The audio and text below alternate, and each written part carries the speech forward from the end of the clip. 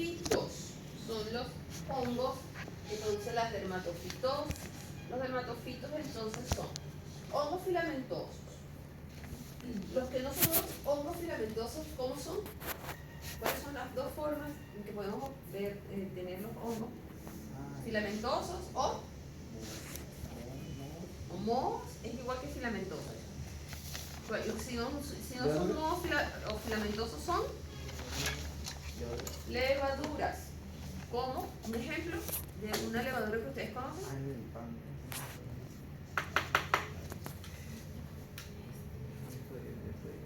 La hemos hablado hasta aquí. Un hongo levadura que produce muchas enfermedades. Hoy la vimos en la teoría. Cándida. Claro que la cándida es una levadura. ¿Okay? Pero estos dermatofitos son filamentosos. Se dice que son queratinofílicos porque le gustan los queratinocitos. Acuérdense que ellos van a afectar la epidermis. Y los metabolizan y los destruyen. Por eso se lesiona la piel. Por eso se dice que son queratinolíticos. ¿Ok? Producen enfermedades tanto en animales como en hombres, en humanos, y son capaces de afectar uñas, piel o cabello. ¿Okay? Dermatofitosis. ¿Qué es esto? Estas son las estructuras reproductivas o macroponidas de los diferentes dermatofitos. Miren las especies. Trichophytum, ¿me suena? Epidermophytum o Microsporum. Cuando nosotros lo cultivamos en el laboratorio a partir de la muestra del paciente y observamos con los colorantes adecuados las estructuras reproductivas de los hongos, es que se puede clasificar. Porque del paciente, de la muestra del paciente, todos son iguales. Son hongos filamentosos con sus hifas. Solo cuando los cultivas y observas esto es que los puedes ponerle nombre y apellido, por lo menos definir el género del hongo. Los especialistas en hongos se llaman micólogos y se especializan solo en eso. No es fácil el diagnóstico de los hongos, porque tienes que conocer todos esos nombrecitos de esas estructuras. ¿Okay? Entonces la dermatofitosis afecta uñas, pelos y estratoformo de la piel. Este cuadrito, ¿se acuerdan que hablábamos que dependiendo de la fuente de infección, los dermatofitos podían ser antropofílicos, zoofílicos o geofílicos? ¿Sí? ¿Se acuerdan? Bueno, este cuadrito se los ayuda a recordar. Estos son los géneros, pero estos son las especies. Por ejemplo, antropofílico, muy común, Trichophytum rubrum, Trichophytum torsula. Zoofílico, muy conocido, Trichophytum mentandrophyte, Microsporum canis, asociados a gatos y perros, por ejemplo. Geofílico, más comunes, tienes el Trichophytum terrestre, fácil de recordar, asociarlo, o Microsporum gicium, muy asociado con los dermatofitos geofílicos. ¿Sí? Antropofílicos, bueno, aquí esto está nada más para que les llame la atención, porque esto no es esto, no es así. Eso es una mentira, un fake. ¿Ok? Normalmente los antropofílicos entonces son de transmisión interhumana. Por ejemplo, lo que hablábamos, ¿no? El intercambio de calzados es una forma en que esta transmisión se puede dar. Y aquí tenemos el listado de los hongos asociados con esta transmisión entre humanos. La E, ¿qué significa? Lo tienen que aprender. Tienen que hacer por lo menos de estos, tienen que aprenderse 2 especies de cada género y saber qué área anatómica afecta.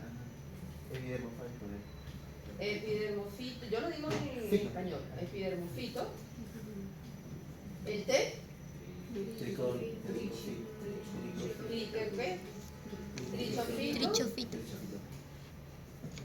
Y el N, microsporum. Muy bien.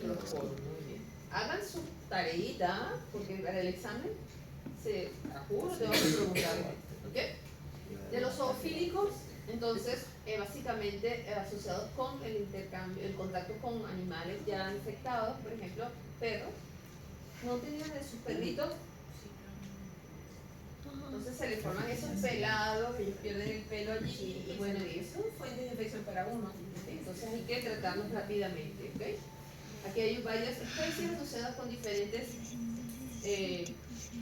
reservorios. El suelo, como les dije, ocasionalmente, porque ahí está dependiendo, por ejemplo, si la persona anda descalzas, si tiene alguna lesión, entonces por esa herida puede el hongo penetrar. Y tenemos ¿al qué cosa Gibson? Gibson. ¿El qué terrestre? Dichophytum. Yes. Okay.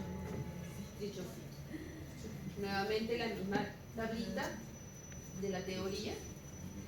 Se les hace énfasis en que deben conocer por lo menos 2 especies de cada y asociadas a cada uno de estos áreas. ¿Sí? Para que haya una infección, tiene que haber una trilogía, cumplirse tres condiciones: que exista la gente, un huésped susceptible y un medio ambiente que permita el intercambio, la interacción de ambos. ¿Okay? Factores predisponentes, algo de esto hablamos. Pueden ser locales, de un área anatómica particular o sistémicos. Por ejemplo, ¿qué profesión favorecería la infección? Deportista. Muy bien, deportistas, ¿no? Que utilizan... ¿Ah? Sí, o sea, que el pediatleta es una tiña de pedis. El pediatleta es una tiña pedis. ¿Okay? Y entonces, claro, todo es perfecto para los hongos. Calor, humedad y nutrientes. Que es perfecto. ¿Okay? Y entonces, de paso, el tejido lesionado por la fricción, entonces está debilitada la capa córnea y bueno, perfecto, listo.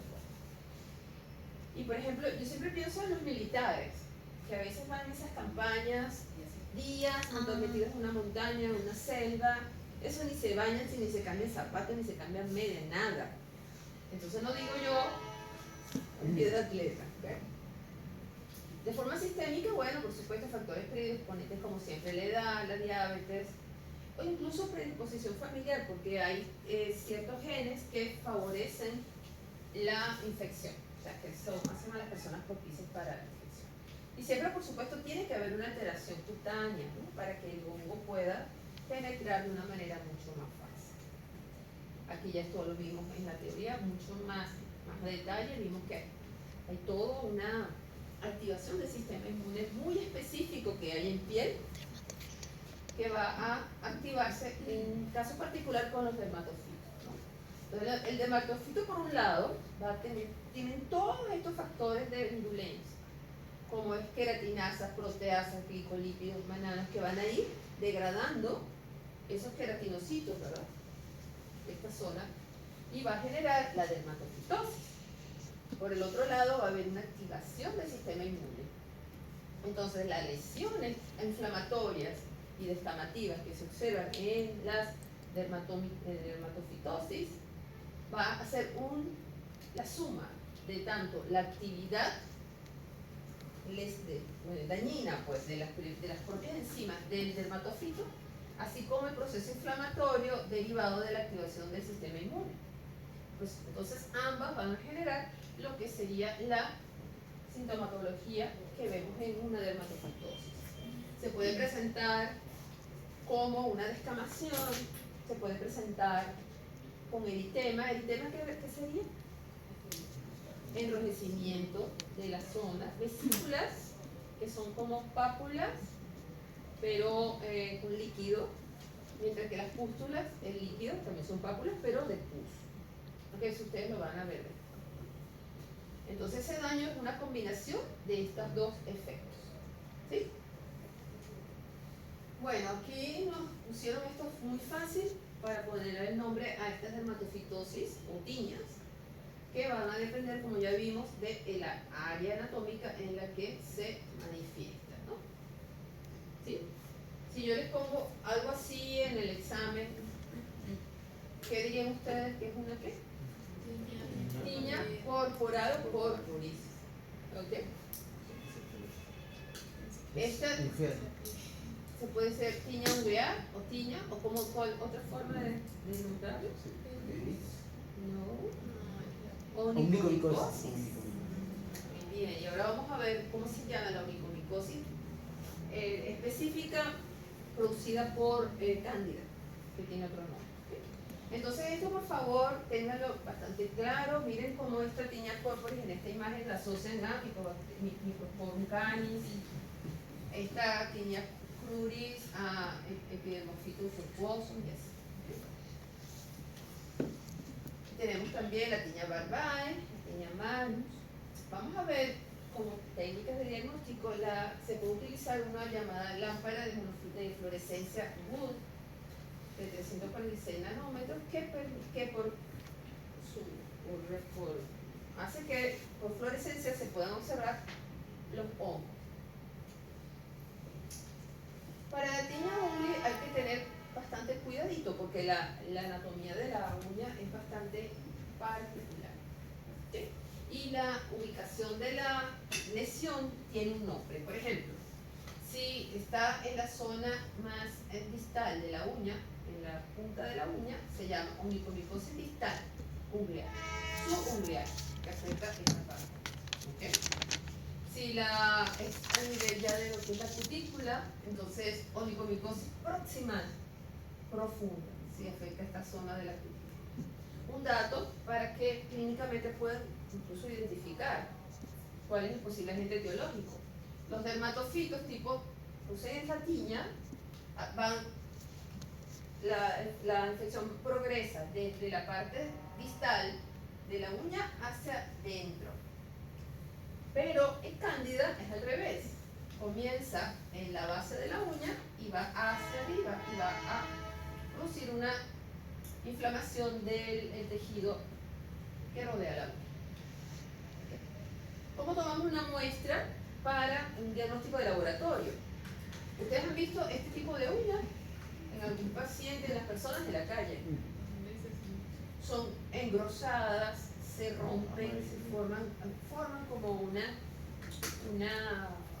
escamitas. Y eso es lo que nos interesa a nosotros. Nos interesa la uña y esas escamitas que están en la parte interna por debajo de la uña.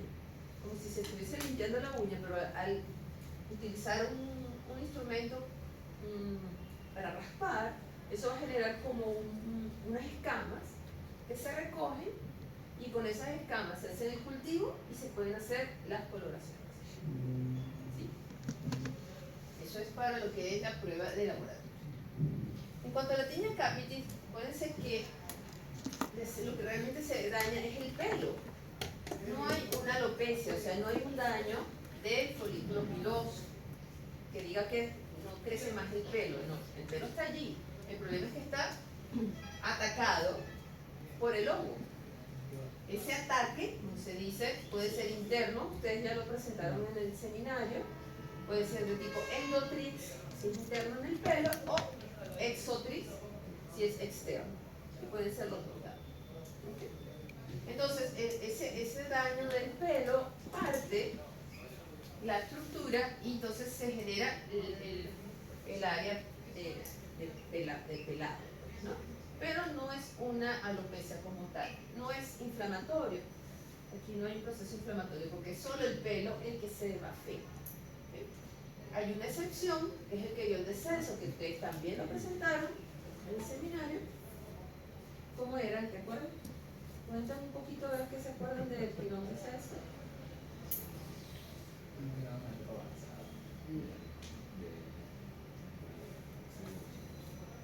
Es una forma inflamatoria de la tiña, asociada básicamente con Microsporum canis, como un geófilo, como un zoófilo, y o Microsporum ipsum, como un geófilo, ¿no? Eso ahí sí hay un proceso inflamatorio y sistémico, hay fiebre, dolor.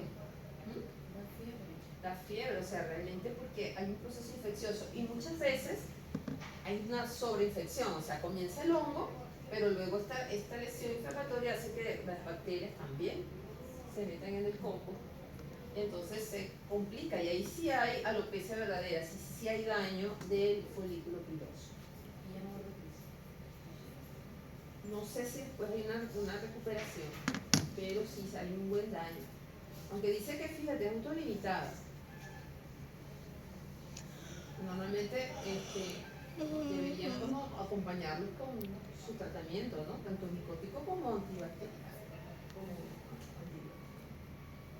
Bueno, vamos a otro grupo de micosis superficiales que no son dermatofitosis, como son las pitiriasis. Okay. Pitiriasis es una micosis cutánea, superficial, pero no es dermatofitosis. Los dermatofitosis es por esos tres géneros que ya estudiamos. Esto lo produce otro género de un hongo, ya no es filamentoso, es levaduriforme, como es la malacesia, en dos especies, Malassezia furfur y Malassezia folliculitis. La Malassezia folliculitis produce foliculitis, o sea, genera folículos en la piel. La Malassezia furfur, como les comenté esta mañana, afecta a los melanocitos y el área. Ella le gusta mucho los ácidos grasos y se va normalmente a colonizar áreas bastante grasosas de la piel, el cuello, la espalda. Por eso es que lo vemos así cuando la gente va a la playa y se broncea el resto de la piel, pero no el área afectada por el hongo, porque daña los melanocitos. Y esa enfermedad se llama pitiriasis versicolor. ¿Sí? Cándida, otro agente causal de una infección superficial, micótica superficial. Ya estudiamos la candidiasis vulvovaginal y cervical. También el hombre puede tener infección en el pene y se llama balanitis a nivel del glande. Y que de estas hay varias especies de cándida, pero la que más afecta al ser humano sí es la Candida albicans, por sus blastosporas hemáticas. Cuando la cándida produce onicomicosis, se llama paronitis y se caracteriza por una inflamación alrededor de la uña, y la lesión de la uña comienza en la base, a nivel proximal. Se produce ese proceso inflamatorio.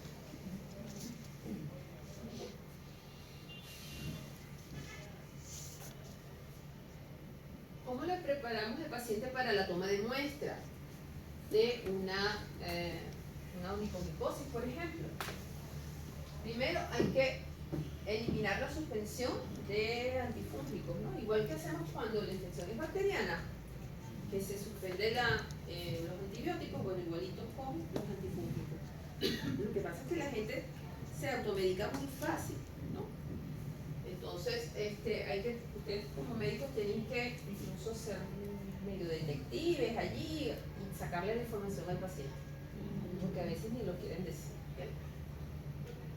Entonces debe haber una buena higiene, un cepillado de las uñas, pero hay que decirle a la persona que no se la corte, porque era lo que yo le decía en la teoría, que a veces a las personas le da pena que lo vean en las uñas así, y van, entonces se cortan las uñas, cuando vas a tomar la muestra no tienes nada. Entonces, bueno, eso hay que decirle al paciente. ¿Okay? Profesora, ¿y en qué casos le sacaría la uña? ¿Si está muy avanzado o no? ¿Sacar la uña? Sí. No, eso no creo que sea una buena práctica. El hijo mío tenía unas uñas, pero eran encarnadas, y ahí sí se las sacó. Porque cuando ya hay varias, si está muy deteriorado, ya la uña. Lo que pasa es que igualito, tú te sacas la uña y no tienes un tratamiento de eliminación del hongo, te vuelve a seguir porque queda allí, las poritas quedan allí. Entonces tienes que hacer un tratamiento de eliminación del hongo. ¿Cómo toma la muestra para, por ejemplo, una tiña? ¿Sí? ¿Qué área, dónde habría más hongos allí? ¿Dónde piensan ustedes que el hongo está más activo? En En la parte periférica, muy bien, porque el hongo va a ir creciendo desde el centro hacia los bordes. A veces ni siquiera nos damos cuenta, sino ya cuando está así. Entonces realmente nosotros, como lo que nos interesa es tener el hongo para el cultivo, necesitamos el hito. Entonces, ¿qué agarro? Se agarra una lámina portaobjeto, se coloca por debajo de la lesión y con un bisturí solo para raspar, no para cortar, raspamos y obtenemos un escamado, porque lo que se va a producir son escamas, ¿no? En la parte superficial, porque estamos hablando de dermatofitosis. ¿Ya? Este se escama y lo que está aquí se recoge con el mismo bisturí o con otro bisturí y se coloca en el medio de cultivo y se prepara la coloración. ¿En qué medio de cultivo lo colocaríamos? ¿En qué medio se cultivan los hongos? ¿Saburónico? Saburo. Saburónico. ¿Y con qué colorante observaríamos al hongo? No, ¿qué colorante? ¿Azul de qué? No es metileno. Lactofenol. De lactofenol. No se van a confundir en el momento del examen. Ponen azul de no sé qué cosa y... Okay. Hay otra forma de obtener muestras, sobre todo cuando la escamación es muy fina, tipo Malassezia furfur. Se utiliza cinta pegante, lo vamos a hacer así, cinta scotch. Agarras la cinta, lo colocas sobre la lesión, haces una presión, levantas la cinta y ahí pones eso sobre el portaobjeto con el azul de lactofenol y listo, lo ves directo. Con la cinta, la cinta scotch. Esta es la lámpara de luz que les decía, que dependiendo incluso del color de la zona, mira, aquí esta es sin la lámpara y aquí se ve fluorescente la presencia de los hongos. Aquí esto es un rostro, que ahí se ve clarito la presencia de los hongos. Si quisiéramos tomar una muestra, ¿en qué área tomaríamos la muestra? Yo tomaría aquí, donde habría más cantidad de hongos. Entonces esta es una lámpara que utilizan los dermatólogos para ver la posibilidad de la presencia de pasiva. Es una lámpara con esa luz fluorescente. Nuevamente aquí,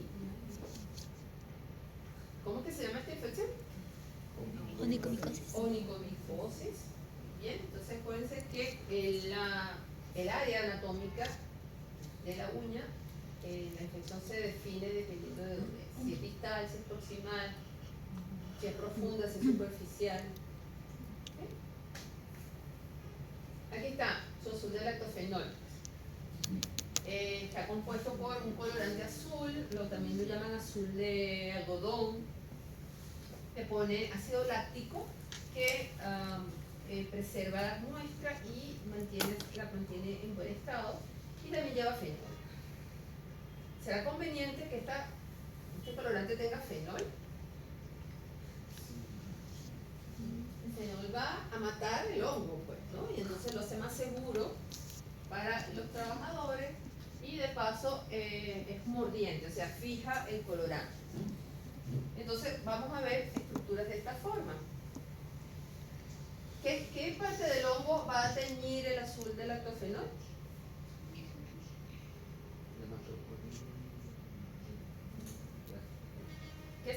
Bueno, vean la célula de un hongo. ¿Qué parte de la célula teñiría el azul del lactofenol? ¿Ah? No, la pared. Estas son las hifas. La pared, ¿sí? ¿La pared de qué está conformada la pared de los hongos? ¿Qué compuesto tiene? Quitina. ¿Sí? ¿Cuál es? Muy bien. Pasamos a la micosis subcutánea, ¿no? Acuérdense que la definición va a depender del área anatómica, la profundidad de la lesión que pueda ocurrir, que pueda generar el hongo, ¿ok? Este es un caso en el que hay o sea, clínicamente tú no puedes definir si ese micetoma es producido por un hongo o por una bacteria. ¿Por qué? Hay hongos que producen micetoma, pero hay bacterias también del tipo Actinomyces. Entonces, cuando es una clínica, que puede ser una u otra, no se llama micetoma solo. Micetoma es cuando solamente por hongo. Cuando es una posible combinación de hongo y bacteria, se llama actinomicetoma. Porque la bacteria que lo produce son actinomicetales. Y esto también tiene una descripción semiológica, pues, porque tiene que haber varias condiciones. Tiene que haber aumento del volumen del pie, debe haber fístulas, debe haber inflamación. Entonces, eso, digamos, hay una forma de definir un micetoma como tal. Pero esto es algo que ha pasado demasiados años, o sea, para que eso es demasiado crónico para que llegara a ese estado. Pero ¿qué te dicen aquí? Que utilizando una combinación de antibióticos como la micacina y de antifúngicos como el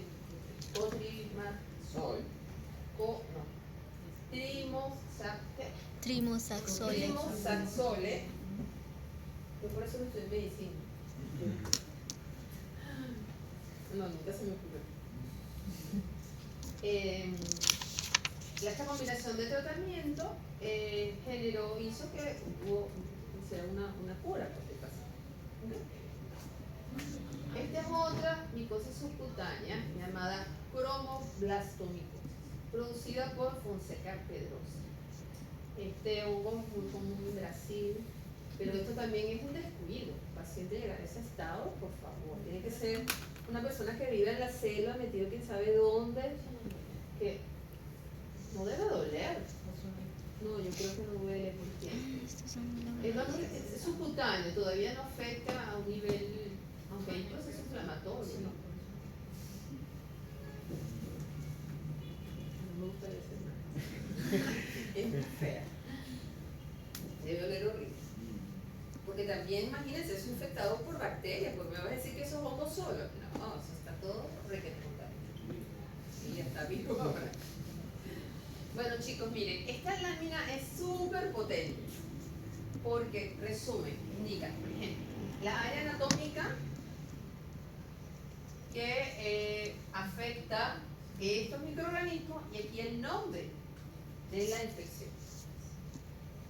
Tenemos el impétigo, afecta la epidermis solamente y la pueden producir tanto Staphylococcus aureus como Streptococcus. La foliculitis evidentemente es una afección del folículo piloso. La erisipela va a afectar desde la dermis hasta el comienzo de la, ¿cómo sería esta parte? De la hipodermis, la erisipela. La erisipela básicamente es producida por Streptococcus pyogenes, aunque también puede ser producida por Staphylococcus aureus. La celulitis es bien profunda. El impétigo y la erisipela es más superficial que la celulitis. La celulitis es más profunda. ¿Ok? Y puede ser básicamente, normalmente es producida por Streptococcus pyogenes, aunque también puede ser por agua. Cuando se afecta la fascia, hablamos de fascitis. Y puede haber una necrosis de la fascia, se llama fascitis necrosante. Y si ya afectamos, se afecta el músculo, ya es una miositis. ¿Cómo se clasifica? Entonces pueden ser no supurativas o supurativas. Las no supurativas evidentemente no es pus, y esa incluye el impétigo, la erisipela, la celulitis y las infecciones necróticas. Las que producen pus son los abscesos, los forúnculos y los escardios. Las no supuradas pueden clasificarse según la gravedad del caso. ¿Okay? La más leve es el impétigo, las no supuradas. La erisipela y la celulitis puede profundizarse más y hacerse más complejo, ya lo vamos a ver. Entonces, el impétigo, ¿qué área anatómica afectada? La epidermis. Muy bien. Esa es la que les comentaba, ¿no? Que se producían como unas costritas amarillas siempre que se asociaban con Staphylococcus aureus, aunque también puede ser producida por Streptococcus. ¿Ok? Puede ser de dos tipos, puede producirse con ampollas o sin ampollas, pero siempre se va a generar ese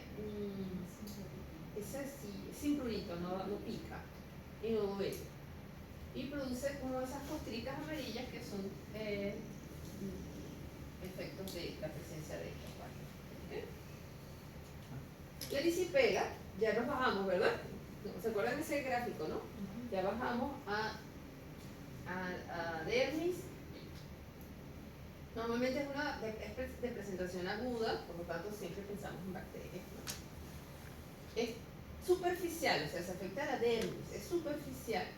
No hay, hay compromiso linfático, por lo tanto hay aumento de volumen, hay adenopatía, y el borde del eritema es bien definido. Puedes tomar un lápiz, un marcador y definir el borde, de hecho lo hacen, para ir viendo cómo se va reduciendo el eritema. Entonces, tú puedes hacer aquí todo un mapeo del borde de la lesión. Y es muy superficial. ¿Okay? Eso es lo que define el erisipela. Esto básicamente es producido por Streptococcus pyogenes. Creo que el ABA de esta semana tiene que ver algo con eso, ¿no? Ahora, ¿qué nos dicen aquí? Que el diagnóstico es clínico. O sea, que aquí nosotros no vamos a... ¿Qué muestra podemos tomar allí a nivel microbiológico? ¿Qué muestra tomarían ustedes allí? No hay pus, no supurativa. Un raspado,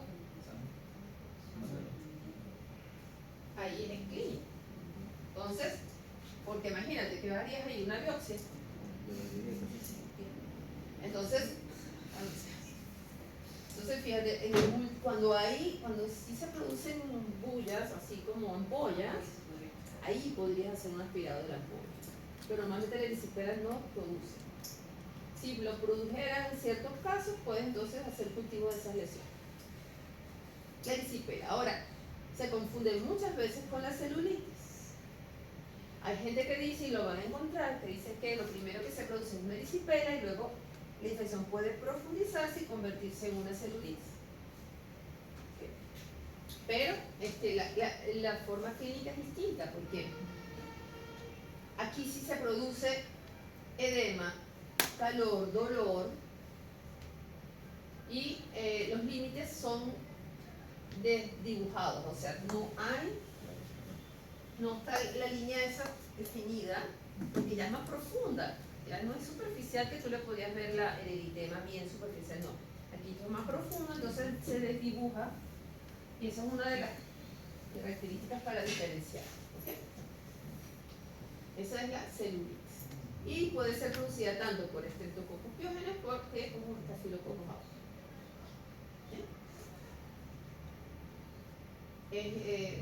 Siempre hay casos comparativos, ¿no? Entonces te ponen un caso y te piden que definas si es una erisipela, si es una celulitis. Y aquí las infecciones necrotizantes ya no vamos más a lo profundo, ¿verdad? Y hay necrosis, eso ya es destrucción del tejido. Puede ser de varios tipos, tipo 1, 2 y 3, dependiendo de lo que hace, ¿no? La 1 todavía afecta la piel y la grasa subcutánea y puede ser producida por anaerobios como Clostridium perfringens, por ejemplo, y va a producir celulitis crepitante, o sea, va a haber gas allí producido por este anaerobio. Y también puede haber lo llamaban una gangrena. Suprimidos pueden ser incluso por gram negativos o hongos. Y si la celulitis llega al músculo, ya estamos hablando de una mionecrosis. Cuando se afecta principalmente la grasa subcutánea y la fascia ya mucho más abajo, y entonces estamos hablando de una fascitis necrotizante. producida por varios tipos de bacterias. Incluye la gangrena de Fourier, que es esta que está aquí. Esta gangrena. ¿Qué digo? Esta, la gangrena, pero esta es la melenea. Del tipo, este es por flora mixta y este es por estreptococos metabolitos. Y cuando ya afecta directamente el músculo, ya ahí estamos hablando de mionecrosis. Y lo puedes ver, la gangrena gaseosa esa típica, se daña el tejido muscular. En una infección en una infección esponotizante hay 4 signos que deben estar juntos, ¿no? Pero hablar de una infección esponotizante es típico para el pregunta de examen. Debe haber un edema en el área del eritema, ¿no? Incluso tienes el eritema, que es el área roja, y el edema sobrepasa el área roja, ¿no? Puede haber ficteras o bullas, son salidas de las secreciones. Debe haber presencia de gas, que lo ves, o en una radiografía como aquí. Esto es un corte de aparentemente 2 extremidades inferiores, y estos son gas, o si no, crepita. ¿Saben ese papel de burbuja que protege pero esos papelitos que son de burbujitas de aire que uno lo aplasta y suena clac, clac, clac, clac? Bueno, así hace cuando usted agarra la pierna y lo mueve y suena crac, crac, crac. Suena el gas dentro de la piel, dentro del tejido. Entonces, esos son los que son crepitaciones o gas en las radiografías, ¿no? Aquí no sé cómo lo ven aquí en esta radiografía. Y hay ausencia de linfangitis o adenitis. Entonces no hay afección ahí a nivel de la ganglionar. Es una emergencia. Si hay una persona con estos síntomas, eso va directo a cirugía, no hay otra. Tienen que eliminar el tejido dañado porque no hay otra. No hay otra. Y no hacer una necrosis, o sea, es irreversible. Tienen que hacer una cirugía. Estas son las no supurativas. Las supurativas, entonces, pueden ser leves, moderadas o graves. Va a depender también del tipo de órganos a que pueda afectar. Y sabemos que, por ejemplo, el Staphylococcus aureus puede partir de un absceso y diseminarse vía sanguínea y afectar otros órganos. Ya lo hemos visto. Órganos que pueden llegar a producir cosas como esta, que ya lo vimos. ¿Okay? Y a partir de infecciones como estas, que todavía son superficiales, son de piel y mucosa, se puede llegar a infecciones de articulaciones y de huesos del mismo estafilococcus. Osteomielitis que destruye el hueso, te lo destruye. Esta es una foto, por ejemplo, de una osteomielitis postquirúrgica. O sea, aquí tuvieron que eliminar tejido, probablemente hueso. ¿Sí? ¿Se acuerdan cómo se llama el procedimiento de obtención de, cómo se llama el primer líquido articular? ¿Y cómo se llama el procedimiento de extracción?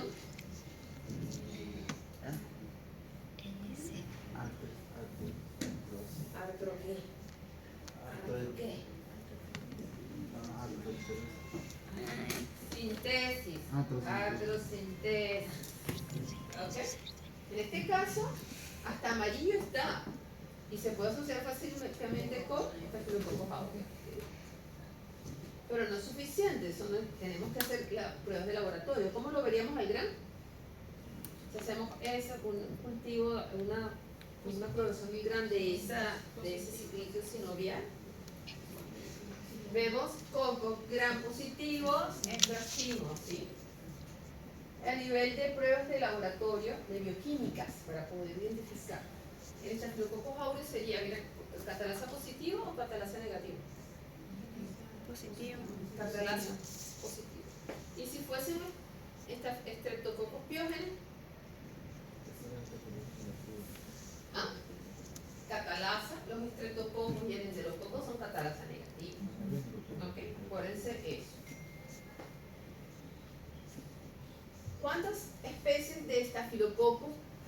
son de importancia médica, lo vimos ahorita esta mañana en clase, son tres.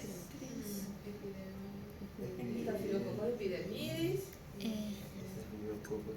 Staphylococcus aureus, y el otro, Saprophyllus.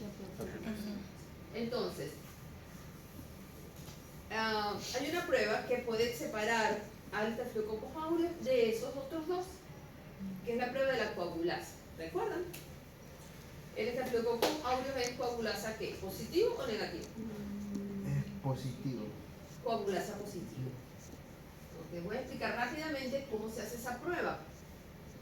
Ustedes, a ver, si toman sangre con anticoagulante, mejor primero, sangre completa sin anticoagulante y la dejan reposar, ¿qué ocurre? Se coagula, ¿verdad? Y si centrifugamos esa sangre con ese coágulo, queda un paquete celular abajo, ¿qué queda arriba? ¿Cómo se llama lo que queda arriba en el sobrenadante? ¿Cómo se llama? Suero. Porque se coaguló y se consumieron todos los factores de coagulación y lo que queda es el suero. Si nosotros tomamos sangre con anticoagulante y centrifugamos, ¿qué es lo que tenemos arriba?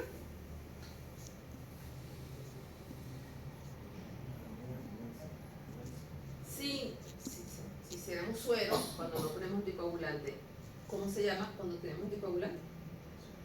Plasma. Plasma. Entonces, ¿qué ocurre? La prueba con qué se hace? Con plasma, que ya tiene anticoagulante, de conejo.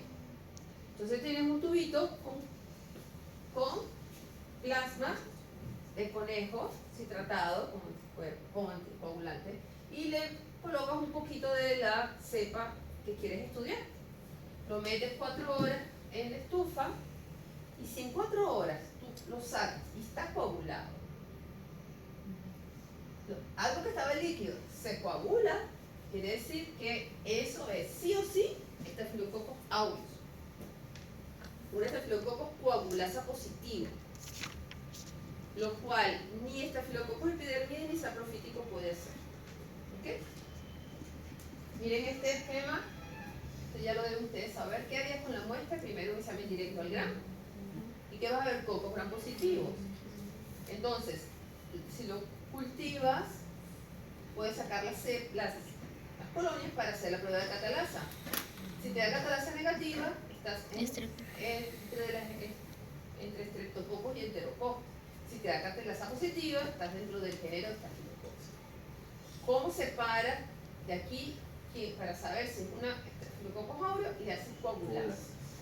Si es positiva, es Staphylococcus aureus de guía china. Ahora, si no, obtienes coagulasas negativas, que son estas dos, y tienes que hacer otras pruebas, que no vamos a entrar en el caso. ¿Ok? Miren esto. ¿Cómo se llama esta prueba? Antibiograma. Antibiograma. ¿Ok? Esto es un caso en que las cepas son sensibles o resistentes a los antibióticos. Sensible. No. ¿Cómo se llama esta área? Alodivisión. Y miren esto. Esto es Staphylococcus. Fíjense, estos dos antibióticos. Súper resistente. Entonces son un caso de un Staphylococcus aureus meticilin resistente. ¿Ok? Bueno. ¿Alguna pregunta?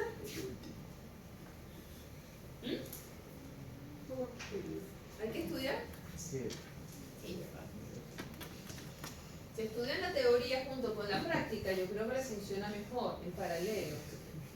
Porque estudian lo mismo y van directamente. La teoría, como digo, el diagnóstico, teoría, así. Creo que les rendiría mucho más. Teniendo los dos temas, sabiendo que tienen que estudiarlos ambos. Y así van sacando más la teoría antes del laboratorio. Bueno, a ver, ¿qué pasó aquí? Me pasé esto rapidísimo. A ver, ¿cuál de estas correlaciones es la correcta? De una enfermedad y un hongo que la produce. ¿Ya? Primera, ¿sí lo ven? Será correcto. Un hongo antropofílico. Todos son antropofílicos menos uno. ¿Quién? ¿Quién es otra cosa que no es antropofílico? Ictus, muy bien. Y todos estos relacionados con el estafilococo, infección por estafilococo. ¿Cuál es? Dos son ciertas menos una. ¿Cuál es incorrecta?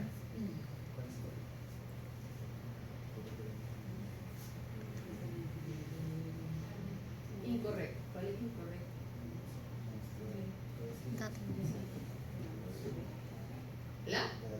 La D. Porque esta realmente sí ha tenido todas las infecciones por estafilococo por toxina hasta alimentarias. Pues, ¿no? Muy bien, aquí tenemos su último. Esto está bien chévere. Esto es típico pregunta de examen que podemos poner algo así. Rapidito. Evalúa a un paciente con diagnóstico de celulitis abscesada en la pierna, realizamos un grado de secreción y reporta coco gram positivo, catalasa positivo, coagulasa positivo. ¿Cuál es el agente biológico? ¿De qué color es el caballo blanco brillo? Esta fue el coco. Esto se lo podemos poner variado, le podemos poner algo con eso. ¿Qué? Chicos, su último A. ¿Sí? Les debo el 9, pensé que lo tenía el día, no, les debo el 9 y el que acaban de entregar. Así que bueno, aprovechen. Listo, grupito, ¿qué vas a poner?